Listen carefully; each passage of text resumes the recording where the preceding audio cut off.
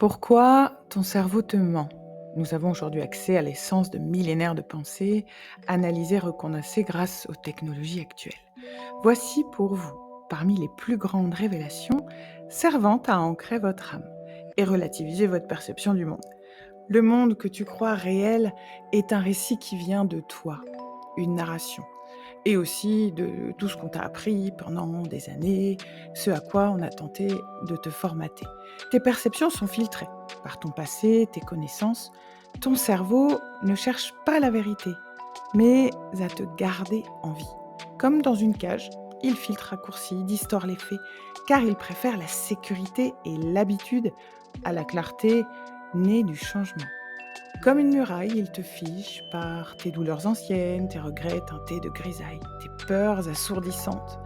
Il transmute en vérité des impressions mal éclairées. La vérité n'existe pas. Cherche la liberté en regardant ta voix intérieure pour reprendre ta plume de créateur. J'imagine, pour illustrer ce propos, une bibliothèque remplie de livres avec des titres tels que « Je suis incapable »,« Je ne mérite pas ». Prends ces ouvrages un à un, souffle dessus pour métamorphoser et réagencer les mots en tout ce que je peux. C'est en le faisant que j'apprends. Épictète, il y a 2500 ans, disait « Ce n'est pas la réalité qui nous blesse, mais l'histoire que nous nous en racontons ». L'évitement t'enchaîne doucement. Pourquoi croit-on pouvoir se libérer en évitant les choses?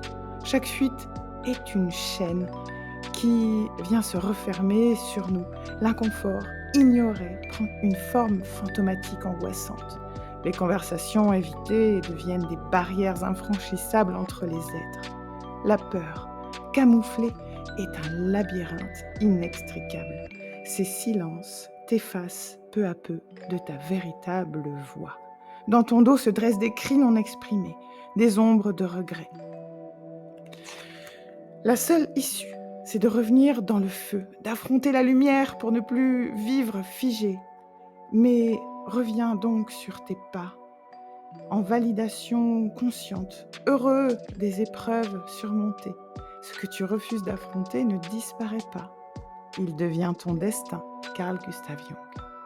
Enfin, ton identité est un fleuve, pas un lac. C'est quoi ton identité? Ce n'est pas une définition fermée. Tu es un être protéiforme que chaque jour change en fonction de ton capital, de tes potentiels. Tu n'es pas ton passé, mais tu es plutôt ce que tu répètes. Comme un musicien qui, chaque jour, pendant des heures, active ses doigts sur son piano. L'identité n'a pas de nom, c'est un mouvement. Ce que tu répètes devient ton temple ou ta prison. Tu veux changer? Ne change pas juste d'idées mais de gestes, car les pensées suivent le rythme du corps. Chaque jour, chaque acte, choix ou silence sont comme des pierres dans la maison qui constituent ton être. Aristote le disait, nous sommes ce que nous faisons de manière répétée.